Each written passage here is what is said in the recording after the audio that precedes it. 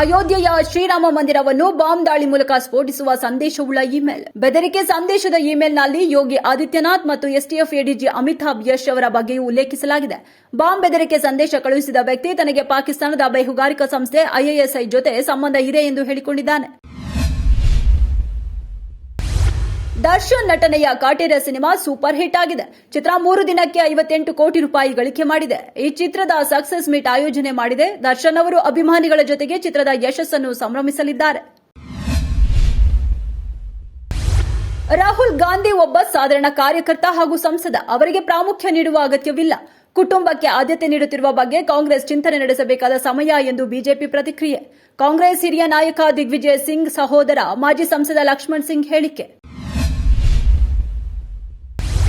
ಸಣ್ಣ ಪುಟ್ಟ ಘಟನೆಗಳನ್ನು ಹೊರತುಪಡಿಸಿ ಹೊಸ ವರ್ಷಾಚರಣೆ ಶಾಂತಿಯುತವಾಗಿ ನಡೆದಿದೆ. ಯಾವುದೇ ಅಹಿತಕರ ಘಟನೆ ನಡೆಯಬಾರದು ಅಂದುಕೊಂಡಿದ್ವು, ಅದರಂತೆ ನಮ್ಮ ಪೊಲೀಸರು ನಡೆದುಕೊಂಡಿದ್ದಾರೆ. ಹೊಸ ವರ್ಷಾಚರಣೆಯ ಸಂದರ್ಭದಲ್ಲಿ ಇಡೀ ರಾಜ್ಯದ ಜನ ಸಹಕರಿಸಿದ್ದಾರೆ, ಅವರಿಗೂ ಧನ್ಯವಾದ. ಹೊಸ ವರ್ಷಾಚರಣೆಯ ಸಂದರ್ಭದಲ್ಲಿ ಇಡೀ ರಾಜ್ಯದ ಜನ ಸಹಕರಿಸಿದ್ದಾರೆ, ಅವರಿಗೂ ಧನ್ಯವಾದ ತಿಳಿಸಿದ ಪರಮೇಶ್ವರ್.